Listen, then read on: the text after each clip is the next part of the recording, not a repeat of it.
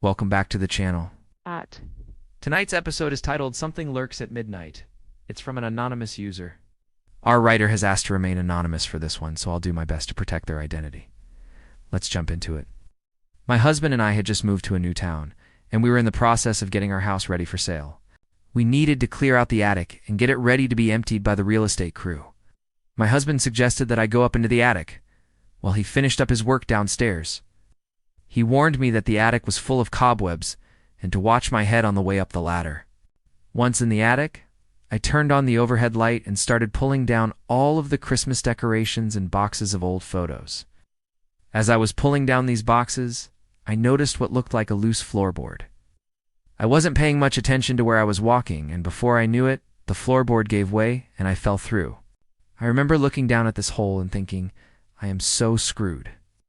I quickly started to climb out, but the walls were slick with moisture, and there was no purchase for my fingers or toes. And when I tried to grab the edge of the hole, my fingers slipped and I fell back down into the darkness. The only sound was my own panicked breathing and the pounding of my heart. Then I felt something brush against my leg, and I screamed and curled up in a ball until my husband came running up the attic steps.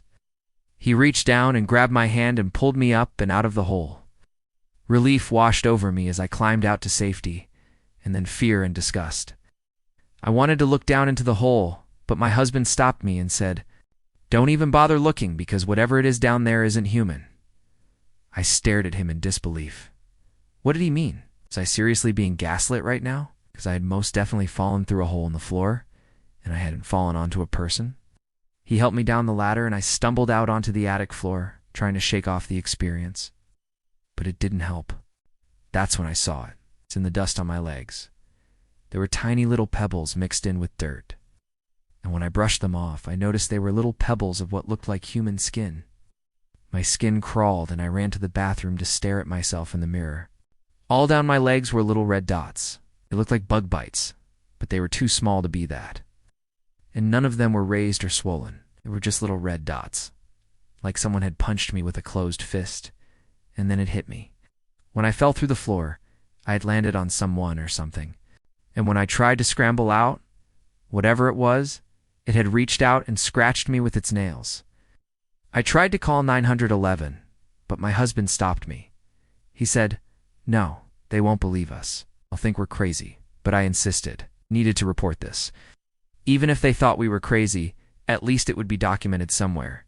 The scratches weren't enough to require stitches, so the nurse practitioner at the urgent care just cleaned and bandaged them and sent me on my way.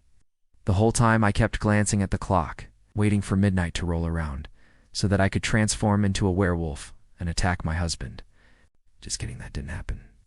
But I did start experiencing random bouts of dizziness throughout the next few days, along with migraines that wouldn't quit. I still don't know what those were about. At night, though, things got worse. I started having vivid nightmares of being chased through the woods by this big, hairy monster. I'd wake up screaming in the middle of the night, convinced that the monster was in our bedroom with me. Then I'd look over and see my husband sleeping peacefully beside me, and I'd calm down a little. One night, maybe a week after my trip to the urgent care, I woke up again in the middle of the night. I remember sitting up in bed, staring at the wall, listening intently for any noise. And that's when I heard it. There was a loud crash coming from the attic. I immediately bolted upright in bed and started shaking my husband awake. "You have to come hear this," I whispered urgently. "There's something up there." I could tell by the look on his face that he was scared too. Whatever it was, it had to be big because he didn't try to argue with me or tell me I was being crazy. He just got up and followed me to the attic.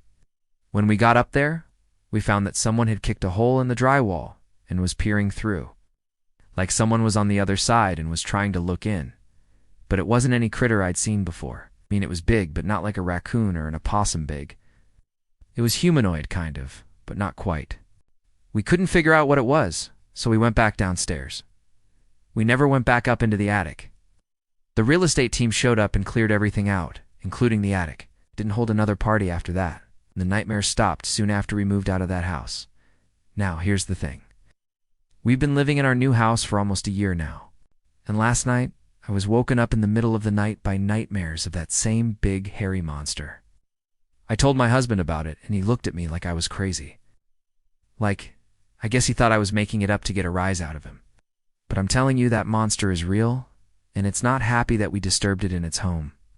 I'm not sure what it is, but whatever it is, it's coming for me. Do you think our writer encountered a creature in the attic? Let me know your thoughts. I personally hope she finds out what that thing is before it finds her. Thank you all for watching. If you enjoyed this episode, please consider liking this video and subscribing to the channel. I'll see you all next time.